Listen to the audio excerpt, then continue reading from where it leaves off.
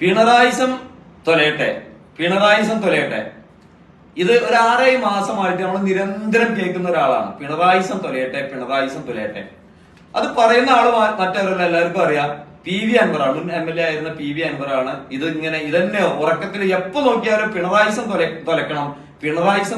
മാത്രമല്ല CPM-നെയും പിണറായിയെയും CPM-ന്റെ നേതാക്കന്മാരും ധാർമ്മികത ഇല്ലാത്തവരാണ്. അവരെ ധാർമ്മികത വൽക്കരിച്ച് അവരെ നല്ലവരാക്കണം, പാർട്ടിനെ എല്ലാവരും നല്ലവരാക്കണം എന്ന് പറഞ്ഞ് ഞാൻ ഭയങ്കര ധാർമ്മികതയുള്ള ആളാണ് എന്ന് പറഞ്ഞ് ഞാൻ മാത്രമാണ് രാഷ്ട്രീയത്തിൽ ഭയങ്കര ധാർമ്മികത ഉള്ള ആള് എന്നൊക്കെ പറഞ്ഞ് നടക്കുന്ന 6 മാസമായിട്ട് നടക്കുന്ന ഒരാള് PV അൻവറാണ് എന്നുള്ളത് നിങ്ങൾക്ക് എല്ലാവർക്കും അറിയാം. അദ്ദേഹത്തിന്റെ ജീവിത ലക്ഷ്യം പിണറായിസം തൊലക്കുക എന്നുള്ളതാണ്, പിണറായിസം അവസാനിപ്പിക്കുക, CPM-നെ നന്നാക്കുക, അവരെയൊക്കെ ധാർമ്മികത പഠിപ്പിക്കുക എന്നുള്ളത്.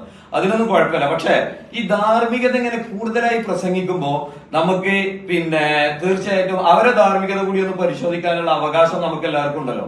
അതിനൊരു ചെറിയ കാര്യങ്ങൾ, കുറെ കാര്യങ്ങൾ പറയാണ്ട്, അത് വരും ദിവസങ്ങളിൽ വേണമെങ്കിൽ പറയാം.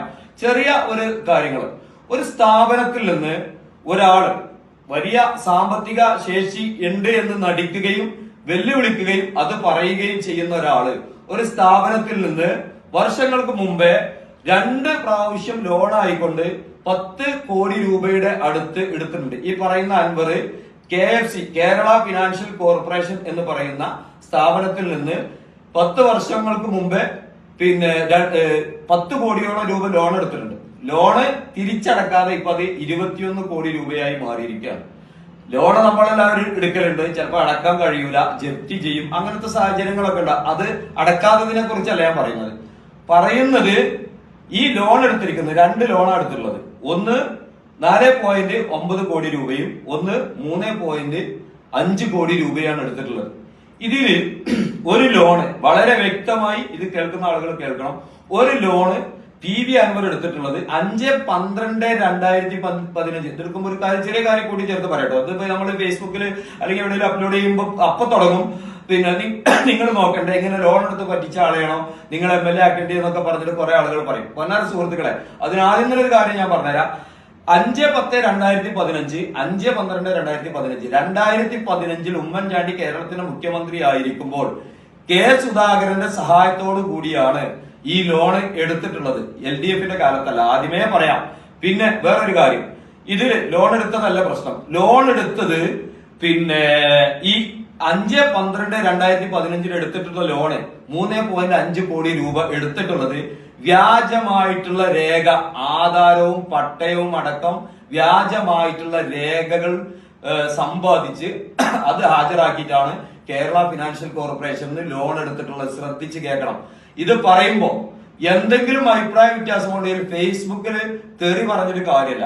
വ്യക്തമായി ആധികാരികതയോടുകൂടി ആണ് CPIM-ന്റെ നിലമ്പൂർ ഏരിയ കമ്മിറ്റി മെമ്പർ ആയിട്ടുള്ള സെക്കരിയ എന്ന് പറയുന്ന ഞാനിത് പറയുന്നത്.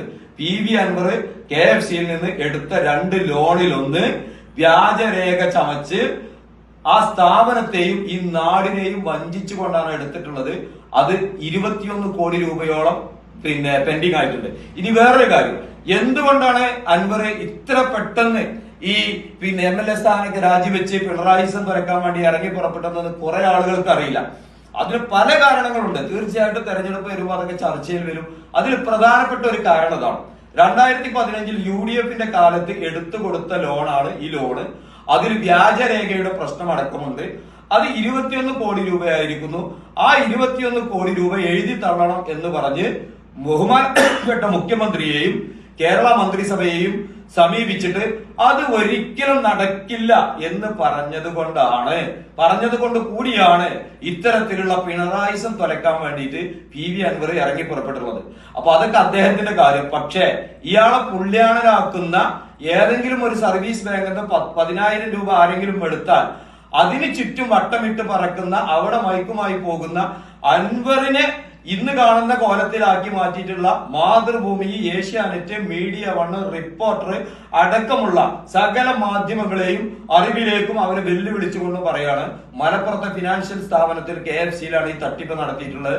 നിങ്ങൾക്ക് എന്തെങ്കിലും ധാർമ്മികത ഉണ്ടെങ്കിൽ അൻവർ നടത്തിയിട്ടുള്ള ഈ തട്ടിപ്പ് പുറത്തു കൊണ്ടുവരാനുള്ള അന്വേഷണം നടത്താനുള്ള ബാധ്യത നിങ്ങൾക്കുണ്ട്. വെറുതെ പറയുന്നതല്ല. നിങ്ങൾ ആ ഓഫീസുമായി ബന്ധപ്പെട്ടിട്ട് ആ 2 രേഖകൾ, ഈ എടുത്ത ലോണിന്റെ 2 രേഖകൾ ഹാജരാക്കാൻ വേണ്ടി നിങ്ങൾ പറയണം. നിങ്ങൾ ഈ വിവരം പുറത്തു കൊണ്ടുവരണം. തന്റെ ഇടമുള്ളവരാണെങ്കിൽ, ധാർമ്മികതയുള്ളവരാണെങ്കിൽ ഇത് പുറത്തു കൊണ്ടുവരണം. അതേപോലെ തന്നെ PV അൻവറിനോട് ഇത് പറയുന്നത് വെറുതെ എന്തെങ്കിലും ഫേസ്ബുക്കിൽ പറയുന്നത് പോലെയല്ല, വളരെ വ്യക്തമായ അറിവോട് കൂടിയാണ് പറയുന്നത്. ഇതിന് എന്തെങ്കിലും മറുപടി ഉണ്ടെങ്കിൽ മറുപടി പറയാം. അതല്ല, ഇത് ശരിയല്ല, ഞാൻ പറയുന്നത് ശരിയല്ല എന്നുണ്ടെങ്കിൽ നിയമ നടപടി സ്വീകരിക്കാൻ PV അൻവറിനെ ഞാൻ വെല്ലുവിളിക്കുകയാണ്. ഞാൻ ഈ നാട്ടിലൊരു പൗരൻ എന്നുള്ള നിലയ്ക്ക് ഈ ധാർമ്മികത പ്രസംഗിച്ച് നടക്കുന്ന പരിപാടി നിർത്തുന്നില്ലെങ്കിൽ, അല്ലെങ്കിൽ ഇത്തരത്തിലുള്ള തട്ടിപ്പുകൾ ഞാൻ ചെയ്തിട്ടില്ല എന്ന് പറഞ്ഞ് അതിന് നിയമ നടപടി സ്വീകരിക്കാൻ PV അൻവറിനെ ഞാൻ വെല്ലുവിളിക്കുകയാണ്.